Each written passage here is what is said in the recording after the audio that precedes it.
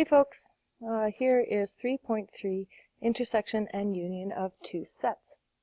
The name of the game, like we mentioned before, is notation, notation, notation. So yes, I'm sure that you guys can figure out the numerical numbers, the numerical answers, no problem. But the difficult thing about this unit is the notation. So what's nice about it is that the answers are easy to figure out. But what's difficult about it is how do we write this in proper notation? So let's jump into an example.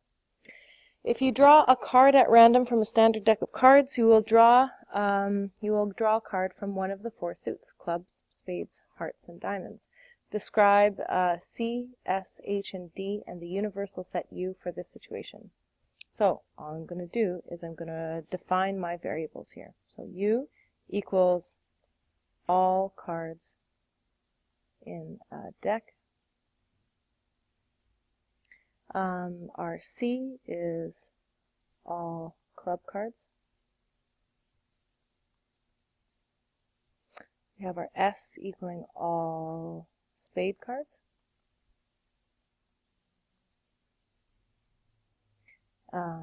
H is all heart cards. And D, all diamond cards.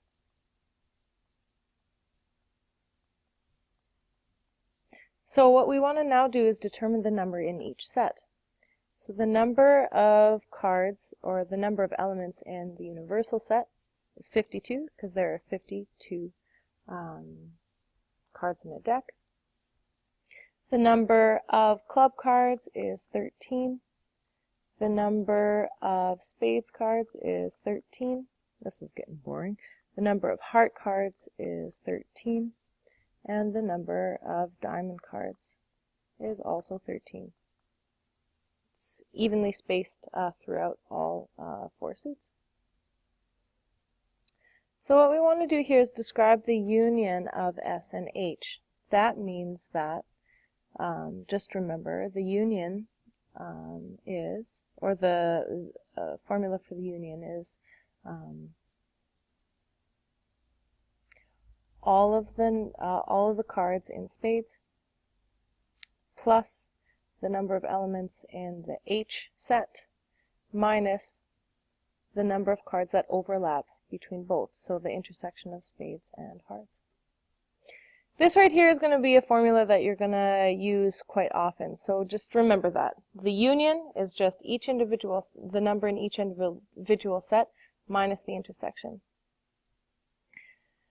So if we were to describe it in words, we would say all the cards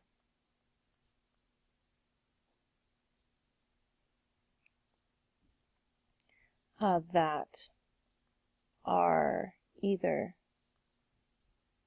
spades or hearts.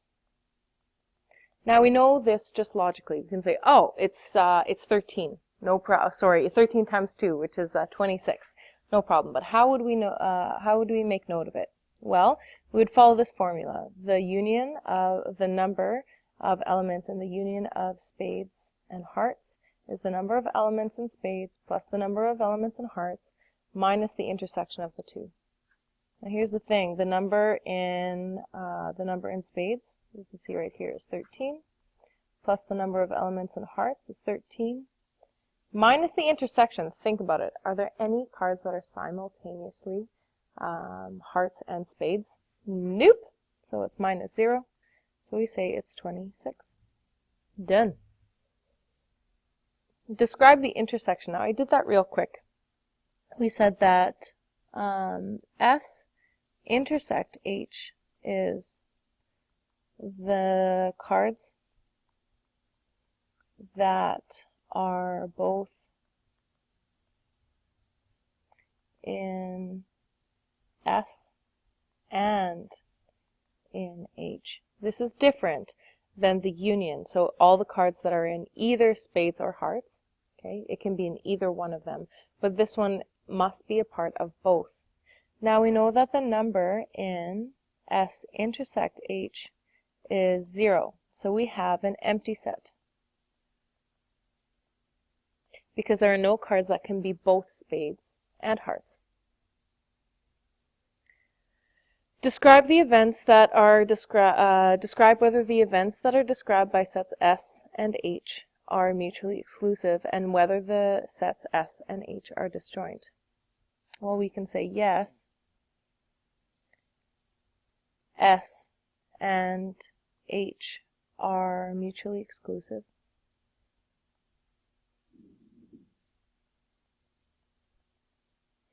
Because a card cannot belong to spades and hearts. And yes, S and H are disjoint because they do not have any of the same elements.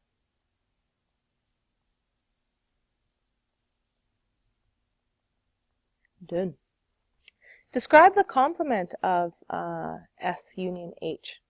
Well, since all of the suits, clubs, diamonds, hearts, spades, they're all mutually exclusive, they're all disjoint, we can say that the complement of S union H is just the union of diamonds and clubs. So the complement of S union H is all of, or are all of the cards